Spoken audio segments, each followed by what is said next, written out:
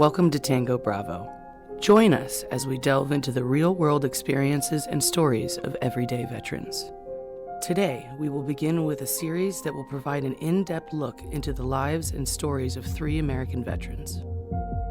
These stories cover deeply personal elements of the day-to-day aspects of the lives of American service members. It is a profound privilege to be able to share these stories with you. Join us as we experience life through the eyes of an American veteran. I'm Blake. I was an A1C in the United States Air Force, Security Forces. I was stationed in Minot, North Dakota. I served 2 years of a 6-year hitch. I went to Lackland Air Force Base for basic military training in the United States Air Force in March and April of 1999. So, at the airport, we go and get on a bus. And we arrived really late. Like, I think we were the last people to arrive that night. And we ended up, you kind of finally get glimpses out the window. And everything's kind of normal still at this point. Like, you're still allowed to talk to each other, but nobody really was. And then the bus comes to a stop, and the driver gets out and leaves the door open. And you're all kind of sitting there trying to figure out what the hell you're supposed to do. And then a TI with the Smokey the Bear hat flies onto the bus and starts screaming. And to get off of the bus, you all unload and you get off the bus and you come down to receiving, basically, kind of a thing. I mean, I think they called it processing, I want to say. And at that time, there were yellow feet painted on the ground. It's kind of like modern social distancing kind of a thing. And you all stand on the yellow feet and you hold your bag. And then you stand there forever. And when somebody comes out and has a row file in, you go into a room that looks almost like a courtroom.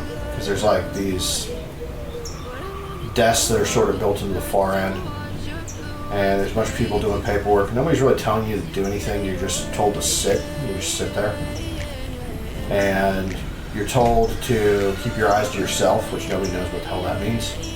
So you're kind of like trying not to get caught looking at anything, but there's all this action going on around you. And then it gets kind of foggy for me there. The next thing I remember was we got on another bus and went to our basic training flight and unloaded again. Different person jumped on the bus and yelled at you, but at this point we kind of knew what to do. Then we file out, there's a bunch of yellow feet. There were only like 6 of us because we were there so late at night. And we lined up across on the feet out front, and then they yelled at us to put our bags down.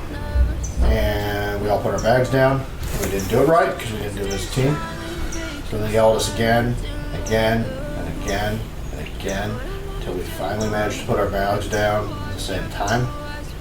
And then we pick them all up, and then we're yelled at while we file upstairs.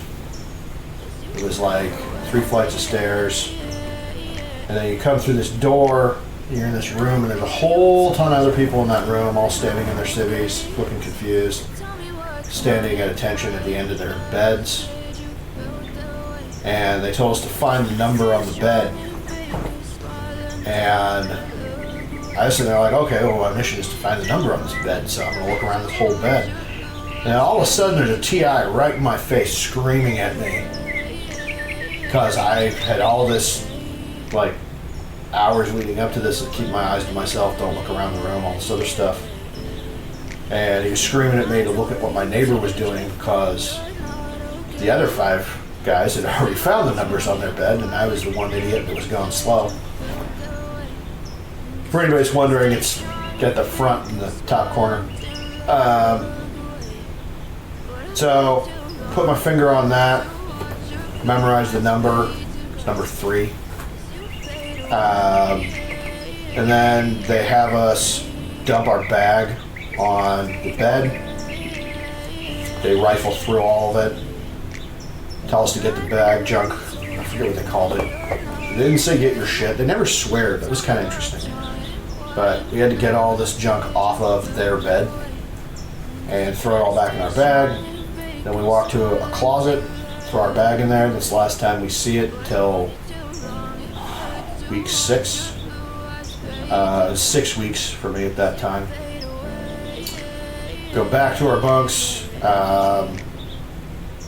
Then we go to the lockers at the end, and there was some PT gear and other stuff.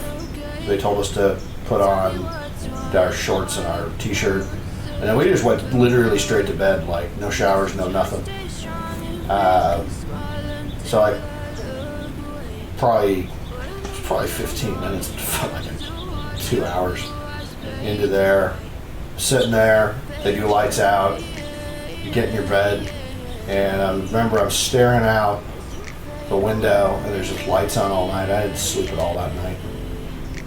And then they came in the morning. It gets a little foggy for me again there. This is Tango Bravo. Our goal is to give you the full experience of sitting and chatting with service members and hearing the stories and details that are rarely told.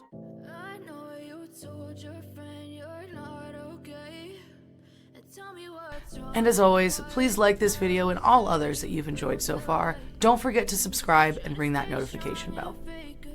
Thank you for your interest and support in our developing channel.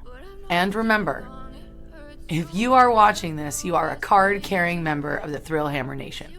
Thank you.